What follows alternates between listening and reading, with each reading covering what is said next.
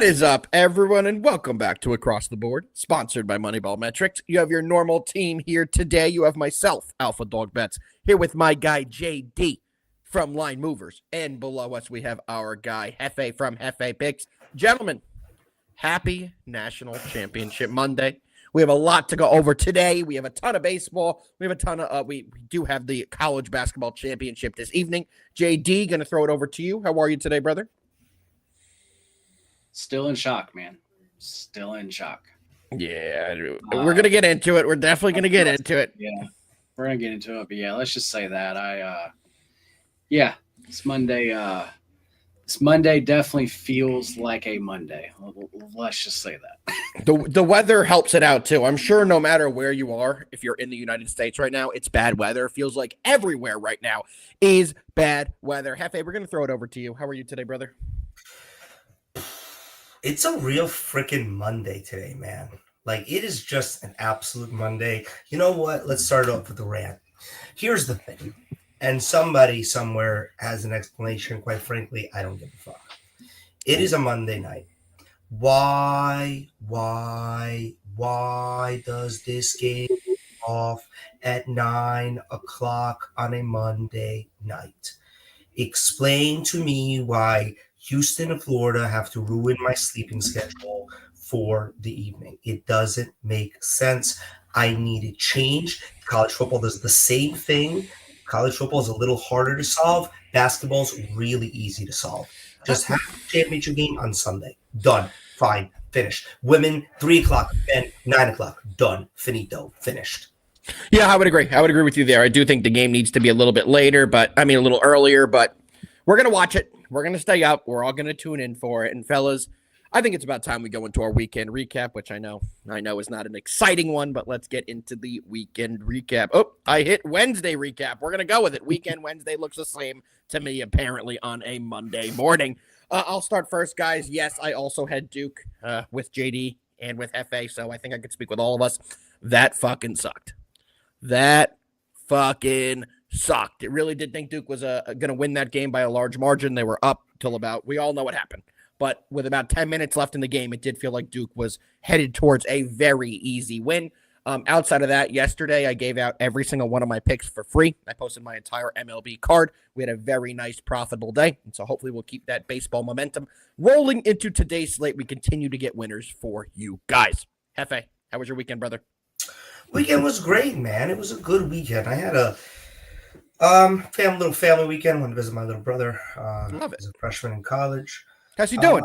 He's doing great, man. He's freshmaning it up, to say the least. He's having fun. Love that. Would do anything to be back in college myself. But, elephant in the room. Final Four sucked. I'm just going to leave it at that. I don't have many things to say. I'm extremely impressed with both of the teams that won and in the ways that they won, which were completely different. I'm sure we're going to get into it, so I will just leave it at that 30,000-foot view, and we'll get into details, I'm sure, shortly. Well, that's what we're doing right now. We're getting into the weekend recap. We're getting into the details. Before we dive into the Duke game, let's go over all the comments. I have not addressed them yet. Joseph is here. We appreciate you tuning in, brother. Proctor did throw up another brick, and unfortunately, I think we said it on the show leading up to the game that he couldn't continue scoring at the rate that he was. He couldn't continue shooting at the same percentage as he was. And unfortunately, he had a pretty big setback there. Nick is here as well. We all know Nick is a Duke guy as well. Devastating weekend for us Dukies. Yes. Well, Nick, let me tell you something. Try being a Rutgers fan. This weekend is nothing compared to being a Rutgers fan. I'll tell you that for free. Happy Monday. Joe, we appreciate you tuning in as always, brother. Anyone else? Jake is here. I don't know if we're happy about that, but I guess we are. Jake, thanks for tuning in, brother. Philly Jake, we appreciate you. I have no idea what the hell you're talking about, so I'm going to keep it moving. And Film Room, you did make me laugh by saying Sean Perry did put $1 million on Duke and lost. I did see that. I did laugh at your comment. I'm not going to comment on your comment more than that. Fellas, let's dive into it. We got to talk about it. Is actually that somebody that we're supposed to know? Yeah. Oh, yeah. I have no clue who that is. You know who it is. He was the guy who did the capper fight, who I sent you the video the last couple weeks ago. Okay. Yeah, you know who he is. But yes, Clown show. Okay. Yes, he put up over $1 million at various different sports books in Vegas. He took videos of his whole process, and unfortunately, Duke did not win. He only had the money line as well, so he was very close to that. But unfortunately for him, he did not cash it. What can we say about this Duke game, gentlemen? Game on the line. Clock's running out. Cooper Flag gets it at about the free throw line, a fadeaway jumper that he hits, I'd say 7 out of 10 times. 6 out of 10 times, maybe 7. Unfortunate for Duke, but man, everyone seems to be talking about the foul call on Cooper Flag. And my opinion on that is you can't blame the whole game on the one foul call. You went 10.5 minutes with one field goal. The only people who could take blame and the only players that can take blame is the entire Duke team, unfortunately. I'm not going to blame the entire game on one call or, that put them at the free throw line at the end. There was 10.5 minutes where they only had one bucket. They got the ball back too. They couldn't make the shot. They had the inbounds turnover. They had they had to have 96 things go wrong for that game to turn out how it did. And all 96 things went wrong for it to go how it did. JD, I hate to do it to you. I hate to kick it over to you because we know you're Duke's #1 guy. But thoughts about the game? Yeah, I mean, as far as that foul goes, I mean, just like you said, I mean, you said it right. I mean, the foul, did I think it was foul? No, should have been called, especially in that spot. No. Doesn't matter. Houston would have got the rebound. I was about to say, did that change the whole game? No. Duke had so many chances to just put away the game, and they couldn't do it. That was the first time that they really looked like a young team. Nope. I thought he was saying no to everything you just said. I was that was insulting. I hear somebody opening my door. Understood. I was just like, what? So good question here from Red Hot Take. Is this the best team to not win? In recent memory, I'm going to say yes. Yeah. They were the best team in the field. They were by far, in my opinion, the best team in the college basketball landscape this year from opening weekend till the end. They were the best complete team on the offensive side by far. Defensive, they were a top 10 team, which is usually all you need to have. But they unfortunately choked it away. And JD, I know I texted you this the minute the game ended. I know we all know you're a big Duke guy. And I said, man, it's tough because if they play this game, I think I said 50 times, 46 or 47 of those times, I really do think Duke wins that game by a good margin. It was one of the few times where they needed everything to go wrong to lose, and everything did go wrong toward the end of the game. And JD, unfortunately for you, I'm sorry to put this on the screen, but our boy Tar Heel is very happy in the comments. Can you go back to the other comments? This is the best team to not even close. Oh. Red Hot Take must be forgetting about the unbeaten Kentucky team with Devin Booker, Karl Anthony Towns, where Devin Booker came off the bench, the two Harrison twins. There was the undefeated Gonzaga. Was it Gonzaga? Was it the undefeated Gonzaga team that lost? I believe they were undefeated and they lost in the Final Four to some. There have been many, many, many amazing, great teams that have not won the championship. Yeah. The NCAA tournament is truly, if you get hot, you're hot, man. The best team with the most talent doesn't usually win these things. Speaking of this, we got to talk about Hakeem as well. Did you guys see what happened? Yeah, he wasn't allowed. I hate when security acts like they are the owners of the team. Dude, you know who Hakeem Olajuwon is. Everybody knows who Hakeem Olajuwon is. Do you think you're going to lose your job because you let Hakeem Olajuwon onto the court? That's not going to happen. Just let the guy. I hate when people take their jobs so early. He's donated over $15 million to the university as well, and then he tries to get on the court to celebrate with Houston, his alma mater, immediately after the game, and security says no. The coaches and other fans and players are saying, that's Hakeem. That's the dream. Let him on the court. He's one of us.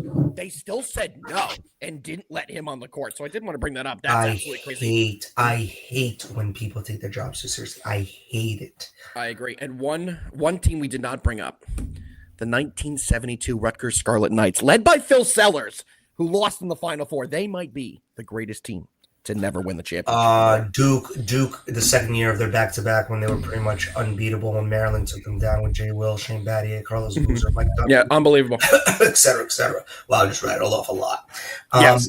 let me. Such a good team. That was such a great team. Oh my god! And Hefe, while you're speaking, we're going to kick it over to you for this as well, because I don't think we want to continuously talk about this Duke game any longer. We are going to have to move on because we're about halfway through the show. We haven't gotten to any games, but we had a monumental moment happen in hockey this weekend, and I do want to kick it over to the two of you guys because you're my two hockey guys. Hefe, we're going to start with you. Well, can I just let me just give my final thought sure, on Duke, absolutely. and then we'll move into NHL. Absolutely.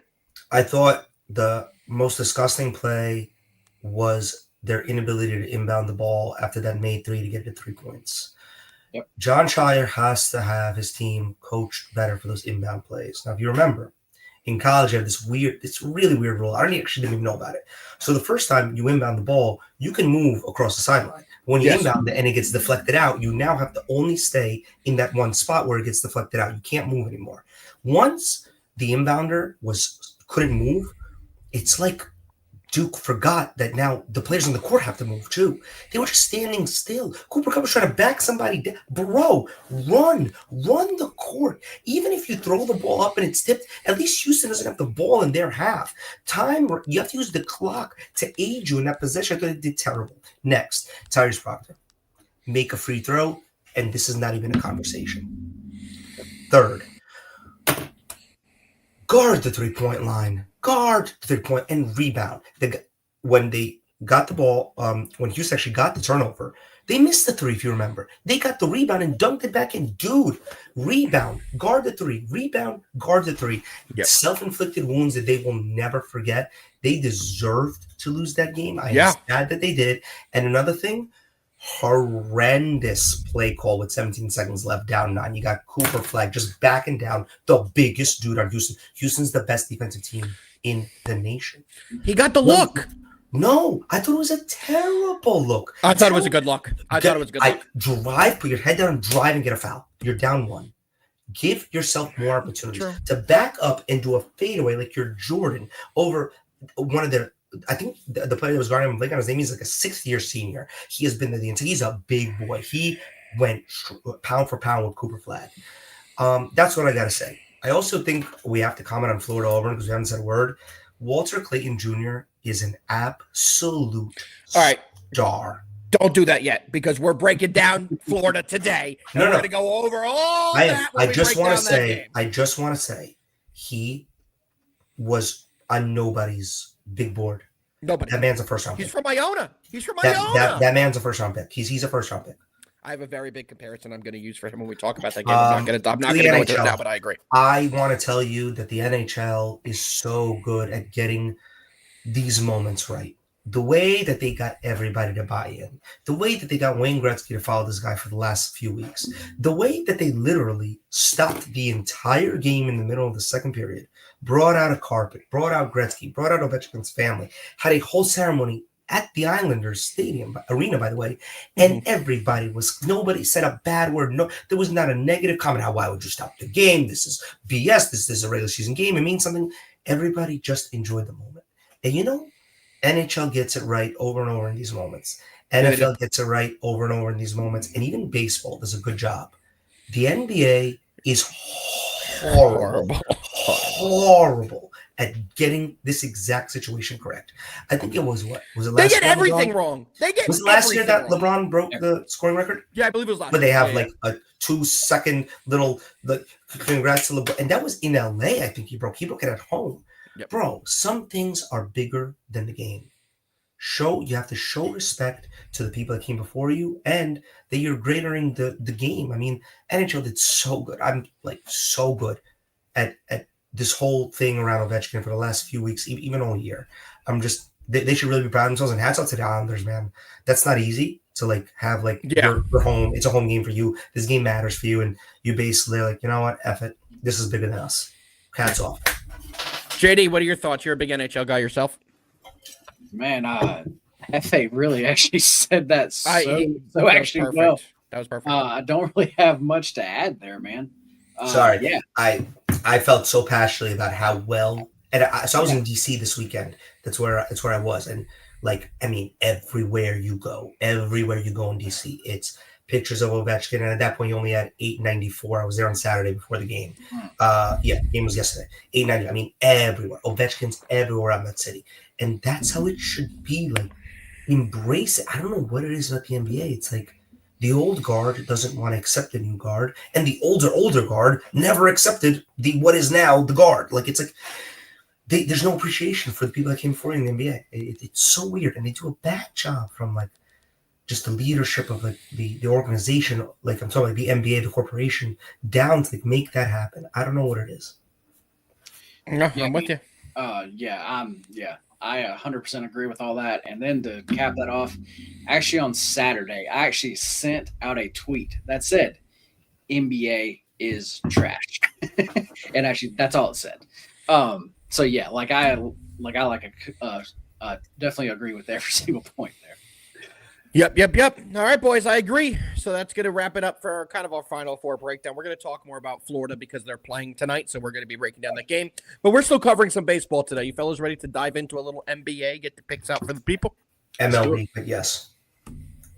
I don't know what you just said, but let's do it. MLB breakdown. You said, are you guys ready to break down some NBA and get into it? Oh, did I? Okay, there we go. MLB, this is where we want to be. MLB. All right, boys, first game we're talking about, the Toronto Blue Jays going to Boston and taking on the Red Sox.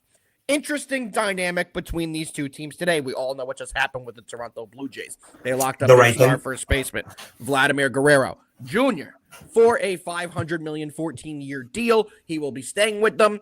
This team is looking for their first road win of the year. Like I said, they are 5-5 on the year, but they are 0-3 on the road. On the other side for the Red Sox, they are 6-4 on the year, but they're perfect at home, 3-0. The Red Sox, however, they played a doubleheader yesterday. Is that going to affect them? I'm not sure because their bats cannot be any hotter. And their 2 games yesterday, they combined for 8 total of 23 runs. Alex Bregman has fit this team perfectly. And finally, the other big players on this team are finally getting their bats around. Wilyer Abreu is fantastic as well. So let's dive into this one. Pitching for the Blue Jays, Easton Lucas. He's 1-0 on the year with a 0 ERA. He pitched 5 scoreless innings in his only start this year and only allowed 1 hit to 2 walks. On the other side, we have Richard Fitz. Fitz is 0-1 on the year with a 4.5 ERA through 1 start. Hefe, we're going to take it to you. Blue Jays, Red Sox, what do you like? It's not what I like. It's circumstantial here. Team going off back-to-back. I know they were home yesterday, and thank you. Lost my train of thought. Jeez. The Red Sox back-to-back, but they're home. There's no travel. Blue Jays are coming to them. Blue Jays coming off a pretty sucky 3-game set against the Mets, where, to be honest, they didn't do much of anything besides lose 5-0, 3-2, and 2-1. They scored 3 runs in 3 games. Yeah. The Red Sox were so hot yesterday, but I worry about maybe some of their players getting a so-called, maybe not a total rest day, but maybe just like a, if we need them type of day, like they're not starting. And I was really impressed with Easton Lucas's first game here. Through great innings, didn't give up much of anything. I'm going to roll with the Jays here. I'm looking for Vladdy to have a little pep in his step, because if $500 million doesn't put a little pep in your step, nothing will. I'm with you. I am with you. JD, what do you think? As far as Vlad goes, man, I mean, like, that's like cool to see. I mean, just like for just for everybody there. That's cool. It was a big deal. This is a big deal for baseball landscape. I was about to say, yeah. Well, it's a big deal specifically for them because not just in like baseball, but in basketball also, they have a hard time locking people down there. So to be able to actually lock a guy in like that, like I said, for them is just a really big deal. But yeah, getting actually in to this game though, like you said, I mean the Blue Jays, they just got swept by the Mets. They did not look good.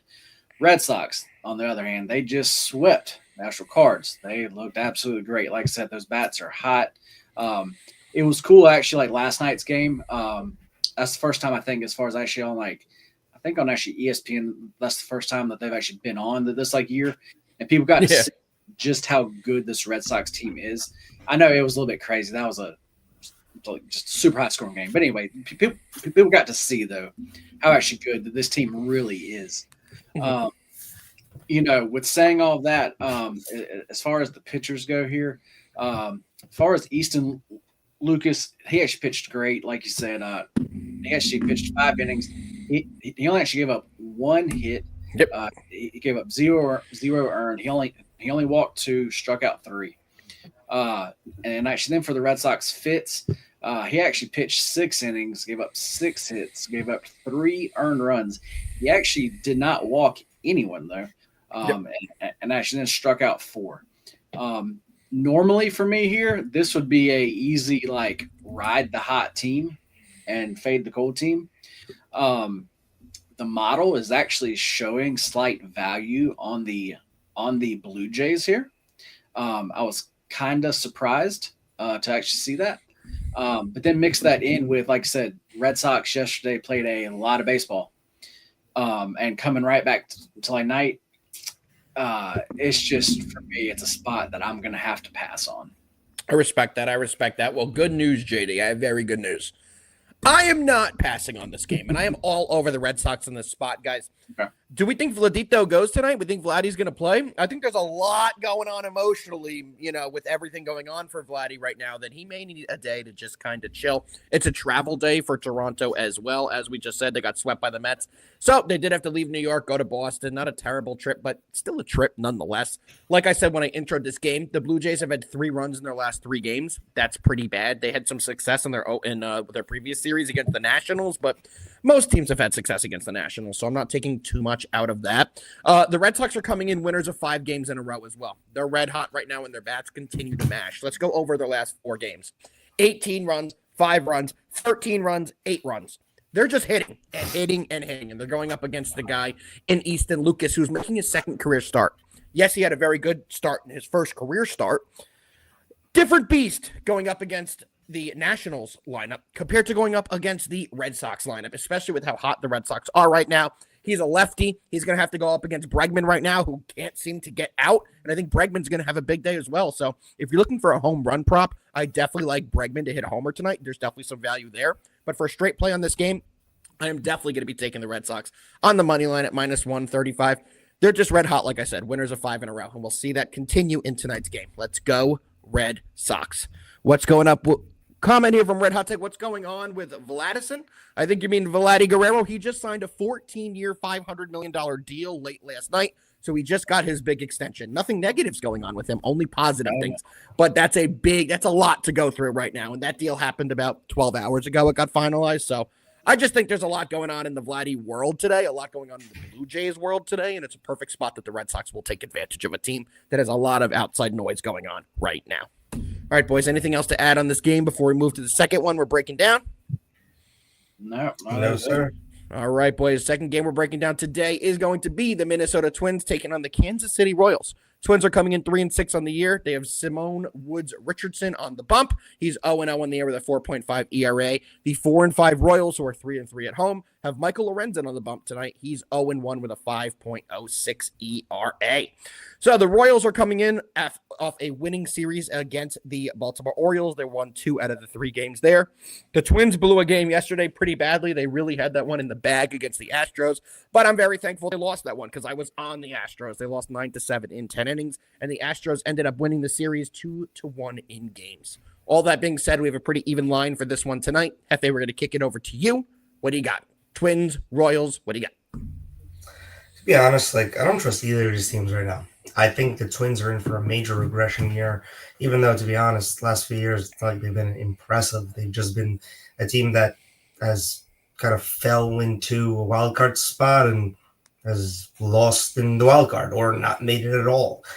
Kind of in the worst place in sports, in my opinion, treadmill of mediocrity. Royals are a team that, in my opinion, I know this is such a sports statement to say 1 year too early last year, but this year they're starting off, they're right 4-5. It's baseball.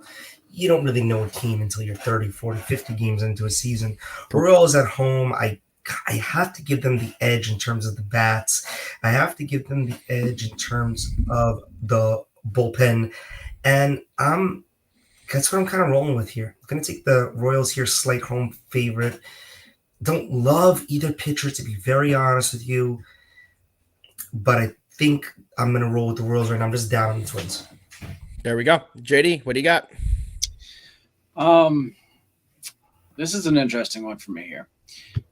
As far as the starters go, not going to go in too extra deep here on them, but both of them are, how do I put this? I guess very average. It's a great way to put it. It's a great term. I guess is the best way to put that. As actually, like, as far as their underlying numbers, though, like if you really dig in, it looks like they're going to be even worse than what their numbers show, though. As actually, like, as far as both of these bullpens go, I actually don't trust either one currently. I absolutely want to slam the believe you can still get 8 here. But there's a reason why this total is only 8. Just like I told y'all last actual week, Royals home, as far as the Royals home games go, the weather, you have to look at it. We got our guy back, baby. JD Roker. Let's go. I'm like back. Hefe almost missed it. Well, yeah. Well, tonight the wind is blowing in very, very strong. It's like, of course, like not that warm yet. Of course. And and we all know Coffee Stadium, man. The way that was built with the waterfalls in center field. I mean, the way that counteracts with the wind coming out of the northwest. Listen, you're not the weatherman. You're not. We need to hear it from JD. JD, please continue the weather report. We only listen to it from you. But anyway, that's why everything, as far as the numbers and all stats you look at here, this actually looks like an over game. But that's why the total is actually only 8. I have not played this yet. But the more that I looked at it right before the show, this is a play that I am going to make. I am going to be playing the over 8 here.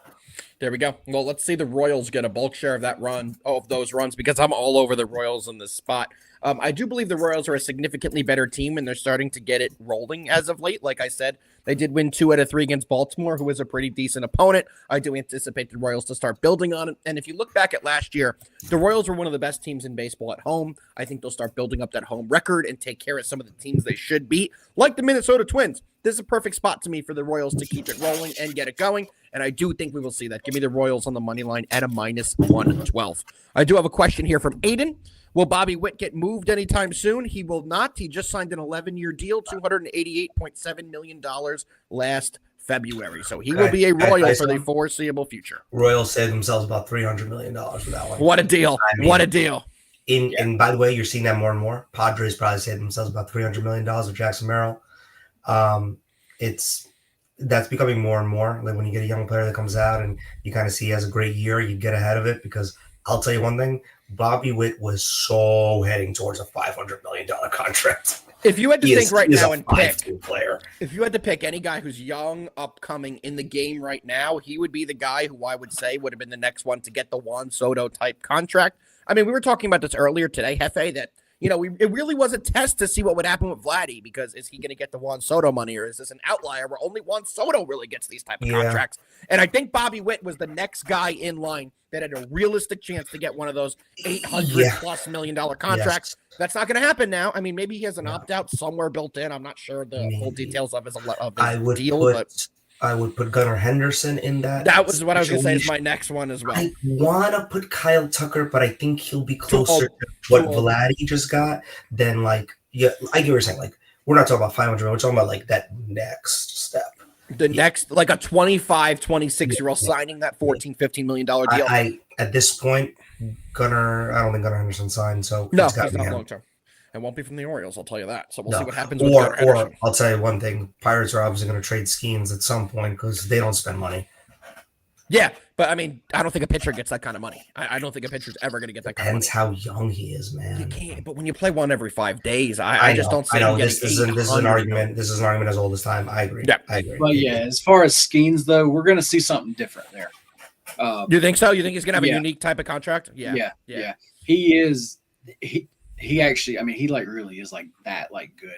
I just think that when it comes to Skeens, we're not going to have that. I don't know the rules, like how long when you draft a player, you control them, blah, blah, blah.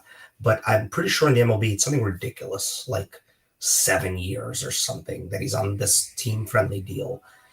If the Pirates are smart, I think the Pirates can get an entire farm system for him. It's so true. Just in the stadium included. Just call the Yankees because the Yankees are ready to make the deal. Just call the it's Yankees so and they obvious will make that the deal. Pirates are doing absolutely nothing. And by the way, they're doing this to multiple players. Don't get me started. They've They have done this another. it's a tale as old as time. They had Garrett Cole too. They've had every top pitcher. Sorry, one more player to add to this. Who can get that big contract? Ellie De La Cruz. Oh, great name. Great name. Didn't even have him at the top of my mind. That's a great name. Him and Anthony Volpe, next two big ones, $800 million. I'm kidding on the Anthony Volpe, everyone. I'm just kidding. Ellie's going to get a monster deal. His ability to play the field and his absolute exit velocity at the plate, star. He just has to get the hell out of Cincinnati. Yep.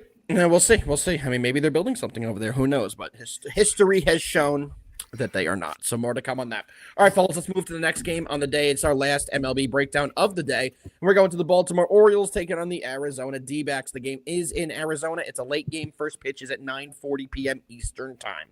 Pitching for the Baltimore Orioles, their newly signed ace, apparently, to them, Zach Eflin, coming in 1-1 on the year with a 3.75 ERA. In 12 innings of work this year, he's allowed 10 hits, 1 walk, and given up 2 homers. On the other side for Gallen, he did get roughed up in his second start. His first start, not too bad. Second start, pretty bad. He's 1-1 on the year, 3.38 ERA. He's allowed 7 hits in his 2 starts. He does have 17 strikeouts, however, but has allowed 4 walks. Hefe, I'm going to kick it over to you. Late night game in Arizona. You like the D-backs to take it at home, or you like the Orioles to go in there and get a big win? I do want to remind you, the Orioles are currently sitting dead last in the AL East. We're only 10 games in, not taking too much stock out of it, but they're currently dead last. And they deserve to be last. I can't, every time I talk about the Orioles, I'm going to sit here and remind you the same thing I say every time. The worst offseason I have ever seen from a team that is pretending to compete with so much young talent that they're not spending enough money on, and I don't understand where the money allocation is going. I get it. They have one really bad deferred contract. I think they have to pay Chris Davis freaking till like 2047. I don't give a crap. Yes. I've been paying Bobby Bonilla since before I was born. Okay, figure it the F out. It's an embarrassment. It really is an embarrassment when teams have so much young talent and don't build veteran talent around them. More so, lose 2 great players. We talked about it last time. Corbin Burns to this team, the Diamondbacks, and Santander to the Blue Jays. And it just doesn't make sense. Zach Gallen is a great swing and miss guy. 17 Ks already on the season. I really like Zach Gallen.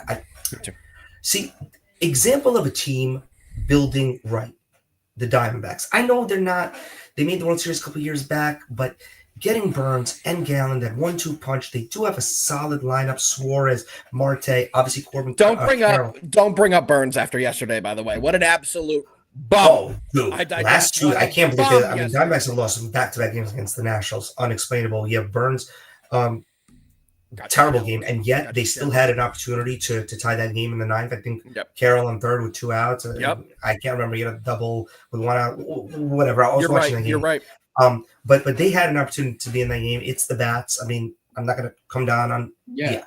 Sorry, Hefe. Just jump in here. Yes, as far as actually, they're like bats. Their bats are so almost like people forget how good they are. This actually team, since actually the start of last season, has scored the most runs and actually all of baseball. Yeah, the Diamondbacks, right? Yeah. I also they don't listen. Arizona Diamondbacks, they play at 10 o'clock at night, East Coast time. We don't watch them a lot. They, you get to see them a few times, and we just saw them against the Yankees. And guess what? They look pretty damn good. It's a good team. I'm rolling with Gallen. I'm backing Gallen here tonight. I truly think the Orioles are in for it this year. I really do. I am not an Orioles backer. I would be embarrassed if I was an Orioles fan because this sucks. You got a lot of young talent. You want to laugh? Highest average on the team, Ramon Urias. Highest homers on the year, Cedric Mullins. Guys you just don't expect. They really had an opportunity to be one of the best teams in the AL East for the next 10 years, and they blew it. They should not have let Corbin Burns walk. They should not have let Anthony Santander walk. They should have added pieces, not lost pieces. And you can't replace Corbin Burns with old man Charlie Morton. You just can't and expect to replace him as your ace. And then you bring in a guy like Zach Eflin as well. I think they got him late in the year last year at the deadline or something of the sort. But still, Rays, something of the sort. They don't have an ace, and you can't compete right now unless you have arguably 2 aces. You need 2 number one pitchers in today's MLB, and they don't even have one. They just don't. So to me, the Orioles right now, we're getting good prices on fading them. I don't think they're going to be a great team this year. I'm with you, Hefe. What do you think the morale is of the guys in there, like a Rutschman? You know, you're not adding any pieces to a young core that you were telling us we're going to build for a World Series run, and they just have not done that. They really have not, and I don't see them getting better in the near future. So I still think early on this year we're going to have some value fading them. So I'll let you guys know this play early. I have a parlay in this game. One of the teams is in this game. So I am taking the D-backs on the money line. They're only a minus 120, but that is the first leg of my parlay. The second leg is from a game we are not talking about, so I'll let you guys know. It's the Mets to defeat the Marlins tonight. So that parlay comes in at a plus 150. It's the D-backs on the money line and the Mets on the money line. But for this D-back specifically, I think they get it done. Gallen should have a big game, and the D-backs do a great job of working starting pitchers out of the game. If the D-backs could take a lot of pitches, get Zach Eflin out of the game, and then we have to see that Baltimore Orioles bullpen for 4 to 5 innings when they've been taxed like crazy over the last couple games on this West Coast trip. That's not a good recipe for them to have a big series here. So I do think we will see the D-backs have a big win. And yet again, the parlay with the D-backs for me is the D-backs on the money line and the New York Mets on the money line. Get that parlay at a plus 150. Joe in the comments, great comment here today. Diamondbacks, Yankees, and Dodgers are blindly over bets right now. JD, I think Joe must have watched the show with us from the early days, and I believe you did, Joe. All summer last year, we said that line almost every single day, and we made a ton on taking overs. Hopefully, we'll be able to keep that edge this year. So far, it's been very profitable. Let's see that continue. All right, boys. Well, that's going to do it for the college or for the MLB breakdown today. Break down that game. But first, JD needs to break down the Orioles D-backs. JD, what do you got? For me, this game just has a lot going on. It's actually like, as far as actually like Eflin goes, he is actually can't remember if it was his first start or second start. I believe his first start was actually pretty good. He only actually gave up actually like 2 hits. You know, like it was a good solid start. Well, last start he actually like gave up 8 hits, gave up runs, all that stuff. So I mean, he looked like a totally different guy. And then Gallen, damn, he was the exact same way. That first start. We actually came on here and actually talked about that. His fastball, it had absolutely no actual life to it. He just did not pitch well. I actually believe he walked 4 fresh guys. Well, then he comes out and faces this actually Yankees team and strikes out 13. Yep. I know me and Hefe watched every single fucking pitch of that game too. I mean, like, looked like a totally different guy. So for me in this game with both of these guys, I don't know who we're gonna see. This is one of those with actually both of these pitchers. I just need more starts. I need to see which actually type of pitcher they're actually really gonna be. Because like I said, it was just such a drastic change from actually start to actually start here. For actually me, guys, this is going to be a really easy pass. As far as the Diamondbacks, this does seem like a really cheap price. I will say that. That's also why I'm kind of staying off too, because as far as like the O's bats, they haven't really been actually doing much. The Diamondbacks, we actually know what they have been doing. So for me, Diamondbacks, everything kind of points that away. The line is really cheap, though, so just nothing about this game really makes a lot of sense to me. So there we go. Sometimes do we have a thing? Do we have the thing? Hold on. Somewhere we got it. I know we got it somewhere. Sometimes. It's somewhere, but sometimes the best play is no play. All right, boys. Yep. I think it's about that time. Oh! There it is. We got it. All right, boys. It's about that time. We dive into the national championship tonight between the Houston Cougars and the Florida Gators. We do not need to intro anything about the Houston side. We talked about the Duke game long enough in the intro. Over to Florida. Man, Hefe, you kind of alluded to it earlier, but Walter Clayton Jr. might be the closest thing we've seen to a Steph Curry type of player coming out of college in the last 10 years. That was the line I was waiting to get into for this game. But the way he plays, the way he ran into the paint, grabbed the ball, ran back out of the paint, shot the game-winning 3, basically over Texas Tech, will live in my brain for a very long time with how clutch and big shots this guy can hit. Hefe, I have to go over to you. Walter Clayton Jr., Florida, Alex Condon. Do these boys have enough to take down the defensive team in Houston? Look, from a offensive standpoint, a rebounding standpoint, an assist standpoint, even and field goal percentage standpoint, Florida is better than Houston. That's fine, Nick. I understand why you think that. And if I didn't know the conditioning that Houston is in, I would totally agree with that point. Duke, in my opinion, was better than Florida. 9 times out of 10, I think it was actually you, Alpha, that said this to the other side. 9 times out of 10, Duke wins that game against Florida. Against Houston, and we see a Duke-Florida game. I want to talk about for a second Florida's resiliency against Auburn because the Gators gated it up. Halftime down to Auburn, second half turned it on. Walter Clayton Jr. looked like he's had full control. Like the freaking basketball was Velcro to his hand. You want to hear a good comparison I heard this morning about Walter Clayton Jr.? He is on a Kemba Walker-esque tournament run. Yes, but that team was not a number 1 seed, and that team was literally Kemba putting that thing. If they didn't win, if he doesn't make the shot against Big East tournament, they don't even make the tournament. Correct. So I get that, and I understand what you mean, like putting the team on your back type of deal. And listen, guy drops 30-plus points against Tech. Guy drops 30-plus points against Auburn. Like, I'm impressed. But there is nothing that impressed me more on Saturday than how well Houston is coached, how well they do under pressure, how much they stick together, their continuity as a team. I read a very interesting story yesterday about how Kelvin Sampson hires his staff. Did you guys know this? He doesn't take resumes. He doesn't do phone calls. Doesn't do interviews. He hires ex-players that played for Houston as graduate assistants and then makes them his assistants. That team is so whole. And I fully believe that through their togetherness and that the better team will win tonight. And I think the better team is Houston Cougars. I don't care how good Florida is at offense. We've seen Florida not play full games, and we've seen Florida come back. We've now seen Houston come back from something that I don't think was even humanly possible. I truly believe as long as Houston comes and plays their game, and Pat McAfee wanted to say hi. I apologize. They don't have to play perfect, Houston. They just have to play good. Look, if LJ Cryer's out there and he's 0 for 6 for 3-point range and they're down 12.5, different story.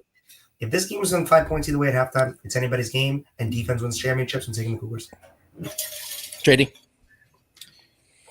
Well, first off, as far as how this game is just lined, I actually think it's bad for you to take the Gator stop. Well, I mean, as far as Ken Palm, just actually like how we talked about, I believe it was on the Friday show. I mean, this is actually where this is where we have the game priced. I mean, this is where pretty much everybody has this like game priced. It should be a really good game. This is also a game. Once again, I feel like when we broke down the actually Houston and actual Duke game, I feel like this is a lot like that game. Yeah. Florida doesn't have quite all the pieces actually Duke does, but they do the same thing, except they want to push pace. Like, they actually want to push pace. And that's what they want to do here. Matter of fact, as far as like Nick here, what actually he said, I actually thought was great. Florida, they are going to that has to be their actual game plan. Yeah. Like, they want to push it as fast as they can. And actually, like, we all know Houston wants to slow it down as much as possible here. Yep. I think I feel like that might trouble Houston more than it's going to trouble the actual like Florida side. Clayton, he is just that guy. When actually you need somebody to just take over the game, he will. And he can and like he can do that in so many ways. We saw him driving into like the basket, putting up some hells. I mean, some of the shots he put up were just crazy shots. Insane. Yeah. He looked absolutely great. But then actually, like, he can shoot the 3-ball too. So he can beat you kind of everywhere there. Yep. This is a game I have not personally bet yet. Like actually, like when I like came on the show and said I was still in shock, that was kind of like not a joke. I have not really dug deep in like to this game yet. I am like after the like show here, because that like Duke. You got time. Yeah, just the way that Duke lost. I don't think there's a lot to dig in here, man. I think we've seen Florida play. We've seen Houston play. I agree. At this point, I know this is so stupid to say, and like I was like, all right, man, well, you really put a lot into this. At this point, you don't have to. We just have seen these two teams play. 4 games each in the last 2 weeks that have been on every play you could watch. You have all the statistics. At this point, they are what they are. You're not going to see Houston come out tonight and freaking be this absolutely unbelievable offensive team. You're not going to see Florida come out tonight and be this team that defends 90 freaking feet and they're up from the buzzer. The ball is tipped till the buzzer goes off. You know exactly how these two teams play. Fair. And they're extremely contrasting. That's not a word. Contrisping. I love that. I don't even. That wasn't even contrasting playing styles, right? It. It's dude, guys. I hate to do this. It's your typical. We have this conversation in football all the time. Yep. When the best offense in the league plays the best defense in the league, who wins, right? Well, in my opinion, defense wins more times than offense. Well, I've heard what you had to say. You made some very good points, F.A. About the defense. Defense wins championships. About the Houston, they're not going to come out as a power offense. Put on film report. Film room reports comment. Only problem is head ref tonight is known for blowing the whistle early. You guys can read it. I don't need to butcher all these words. We'll try to get basically. I think Houston and their way to play defense is a. See, I could argue this. Houston is very. Just. God damn it, Joe. Save that for the 5 o'clock show. Joe, there's no way you just brought up the 2007 Super Bowl as a rebuttal to my point. You know what, guys? I'm wrong. Florida by a million. Thank you, Joe, because I agree. It is Florida by a million. I don't think it's Florida by a million. That honestly, that was a great point. I got that was hilarious. But yeah, shout out Rex Grossman, baby. Shout out Rex, sexy Rexy. Well, back to this game, boys. I am going to be on Florida for this one. I do think they have too much offense. I know I said that about the Duke game, but I'm going to be honest here. I still think I had the right read on the Duke game. Up until the final 10 minutes when Duke, I'm sorry, JD, they choked it. There's no other way to put it. It's not like Houston did 10,000, a million things to win that game. Duke choked the game. And the way we kind of predicted that game going was how it was playing out until they just stopped playing basketball. I think we're going to see that here tonight. I think Florida's going to play a complete game. I think they're very well coached, and I think they have shot makers that are not going to get discouraged in these high-pressure moments.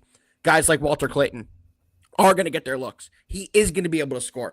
Alex Condon will be able to get his rebounding totals tonight, and I do think Florida will be able to take down the mighty Houston and continue the trend of Houston not winning championships, and Florida has been a team that has won some championships. So I do see Florida getting it done. We will have a great game tonight, and I am very much looking forward to it, but Florida will win this game, guys. Take them on the money line. Let's get it. JD, after all that, you sure you don't have a pick on this game yet? I'm giving you one more opportunity to give a pick out, or they have to tune into the MoneyBall Metrics Discord to get it later today. At least give us an over-under on the national anthem, man. Do something. Give us something. You watch the first commercial after the first tip, JD. Beer, car. What's the other one? Can we normalize novelty bets for all championship games, by the way? It shouldn't just be for the Super Bowl. That's a new rant I'm going to have for next week. I agree. I'm betting over 2.5 onside kicks in this game. All right. Exactly. Well, JD, I think you're going to make them wait until they get into the MoneyBall Metrics Discord, if I'm not mistaken. You know what? Yes, because I've been looking here just as we've been going over this game, and there's a prop that I actually really do like. And I'm going to give it out for actually free in the Discord. So definitely hop in there.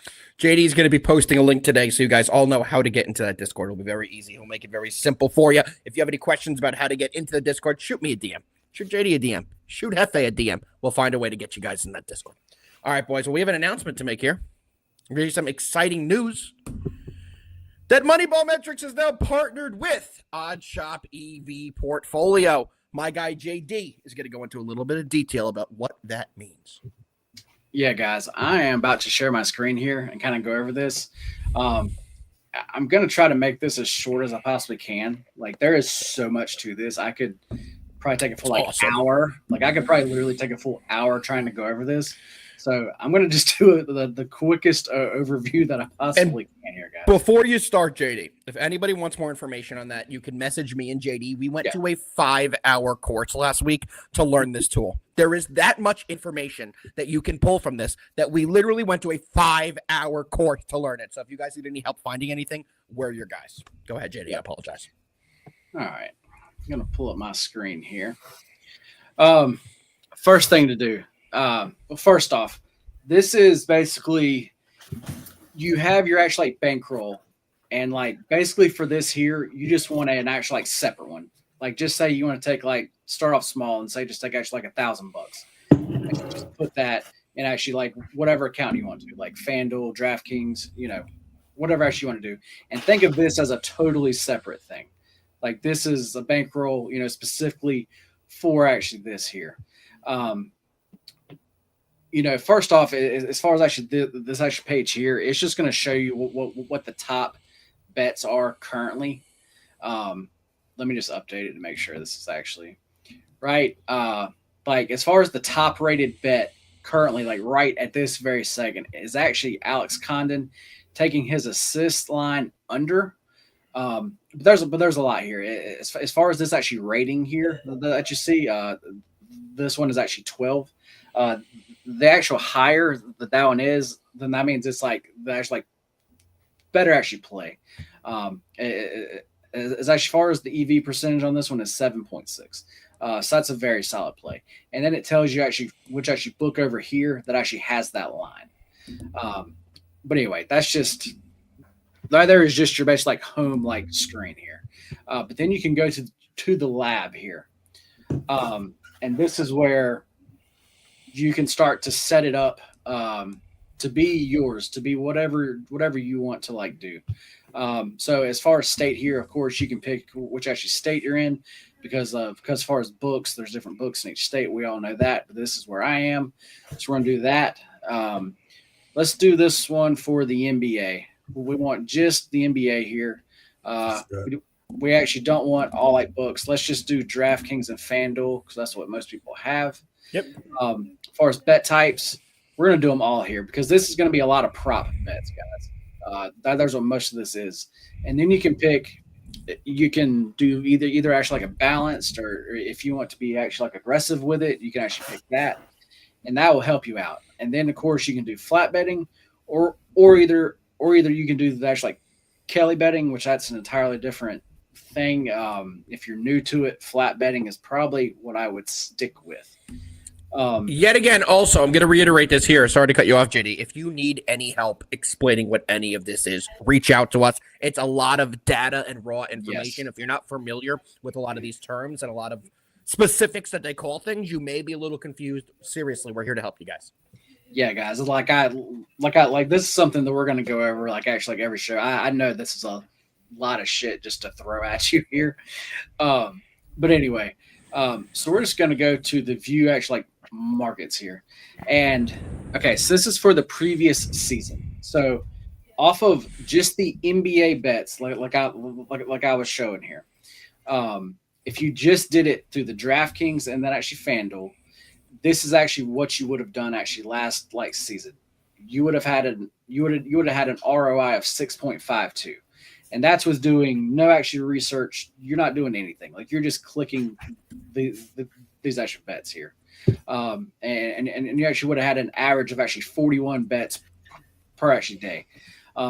That's, to be honest, for here is actually pretty is actually pretty low. During a lot of times during this, you'll have upwards of like 75 bets per action day. But you can filter this for last 7 days, last 30 days. We can actually go to actually current season and actually like see like how it's like doing. Well, your estimated current bets so far have been 35. You're actually like ROI is 5.35 per like cent. As far as today goes, I'm just going to kind of stop there. We'll be doing this like every day. We're going to give you guys a lot of information. We don't want to overload you. So I think that's a great idea, JD. But this has so much valuable information that we will continue to show you guys how you can make a ton of money with the Plus EV. Yeah, for sure. And then with like this, you get a lot of other things. You can learn how to arb. You can actually build like parlay lays, and then they actually teach you like the ways to actually do it. Like you're not just putting together like a bunch of just random shit. They have like the DraftKings actually like pick six. If you actually use like that, they have a tool specifically for that.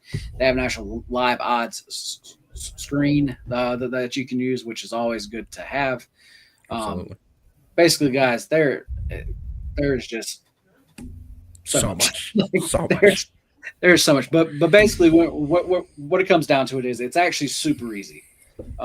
It's really easy. You just like I said, you just have your actual like bankroll set aside for that. You place the bets. You don't even think about them, and I'd like promise it because it like shows you the like stats of actually what these systems have actually done. And actually, like, you can go in there and change up a lot of things. Just actually try to like to get the best one for actually you. And then one of the best things is when you pull up those like bets for those certain sports books, you can just click a little button there, and it brings up that certain bet actually into your sports book. So you just click bet. Easy as heck. You don't have to go search for the bet or anything like that. It's literally a one click, bam, you're done.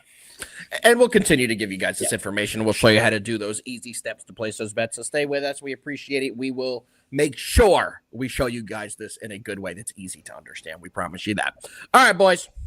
That's going to do it for the breakdowns, but there's one more thing we have to do for the EV, JD. Yep. And that's let them know that there will be a free 7-day trial to the Portfolio EV. Like I said, we're going to be explaining this going forward. So maybe if you guys want to wait a couple days, maybe a week or two even, to learn more from us, then you can use your 7-day free trial to really benefit. I would recommend that. Like I said, every day we're on here, we're going to be showing you guys a little bit more and more and more about the Portfolio EV to help you guys understand it and show you the benefits that it has. We started using this, I'm going to be honest, a few weeks ago, and it has had some, for me at least, some fantastic results in the prop world. So we're going to continue to show you guys how to use this going forward. And there is a free 7-day trial. So we are going to post that link as well so you guys can take advantage of these great offers that we're trying to bring to you guys. All right, boys.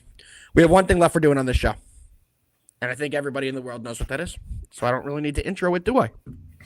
Because that's going to be our best bets for Monday, April 7th. Hefe, what do you got? 1, 2, 9, 14. How many best bets today? There's only one team, one bet that matters today. Cougars, money line. Hefe loves Cougars. He loves Houston. He's all about the Cougars. JD. If my Cougars need from Houston, I don't want them. Wow. I'm going to redrop the pen. Pick it up again. Pick it up again. And drop it again. Cougars, Houston, only. Money line. We love them. All right. So forget everything you just heard. My best bets, Florida, money line. Let's get it. JD, what do you got? Yeah, I'm also going to be going to the game that everybody wants to hear about. Yankees, Tigers. My best bet of the day is going to be the Texas Rangers first 5 money line. There we go. I believe that you can still get that at plus 110. As far as actually Justin Steele, it is actually going for the Cubs. I don't really bet against him much. Matter of fact, he's pretty good. I can't remember the last time. Are you going to this game? I'm confused. No. Oh, okay. I'm like, wait a second. You're not in Chicago. No, and I'm definitely would not be going to this game because Weatherman is back here. Let's go. The wind is going to be blowing in hard, and it's freaking cold, guys. Like, it's like 30 something. Like, it is not baseball weather one single bit. Hey, do me a favor, JD, since we're on this topic. Padres at A's tonight, 10:05 Eastern start. A's, I think they play in Sacramento now. What's the weather report there? Minor League Stadium. I think the stands might be low, so wind could be just come right in. I was about to say, I haven't even been looking at that one. I know as far as every game that they've played there, every single game has actually gone over. Ridiculous. It looks like the wind is blowing out. It's actually blowing out to center field. Not like super strong, but other than that, everything is pretty actually normal. Get him, JD. He wants to come at our weatherman. Our weatherman's prepared with all the right answers. Stay in your lane. Don't be disrespectful. Get your phones out. Take your screenshots. Don't look at Hefes. It's Florida money line and Rangers first 5. I don't think I need to leave this on too long, JD. I think this is a pretty quick one that they need to remember. So I'm gonna take it down. Yeah.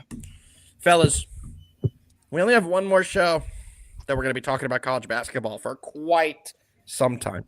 We broke down the Natty tonight. I hope everyone enjoys it. It's been a fun season. I know I've been on here all tournament long saying this has been, not the most exciting tournament, which I still stand by. We should have a very exciting national championship game tonight, and I'm very much looking forward to it. Hope everyone enjoys the game. Yankees are on in 3 hours. Make sure you guys bet them as well. Hefe, any final words for the people before we get out of here today? No, man. Should be a great game today, and looking forward to closing up the college basketball season and moving on to bigger and better things. It's going to be a busy month because let me tell you, the NFL draft is creeping, and there ain't nothing better. I agree. We have a big NFL draft episode. I don't even know if JD knows that yet, but we are going to be having a very big NFL draft. It might legitimately have to be 2 hours. 5 hours. 5 hours. I don't know. I don't know. Every year we do the Hefe and Alpha NFL draft preview. This year we are incorporating JD. He will be there with us. We need him for that show, so we will definitely be doing that. JD, his job will be to tell us to shut the hell up and move on from Big 3 because we are going to spend 7 hours on Big 3. Circle the wagons, baby. JD, you got to do what you do, baby. Get us the hell out of here today. Yeah, guys, this was definitely another great show. And everybody, please, if you actually like seeing us here, if you could please do one simple thing, if you can just hit that like button for us, if you can share it, that would be great also. But please at least hit that like button for us. Yeah, guys, we have a good slate tonight. There's only one thing left to do. Let's fucking win. Let's fucking win. We'll see you guys on Wednesday. Good luck tonight, everybody. Let's go, Florida. Peace. Sorry about Duke, JD.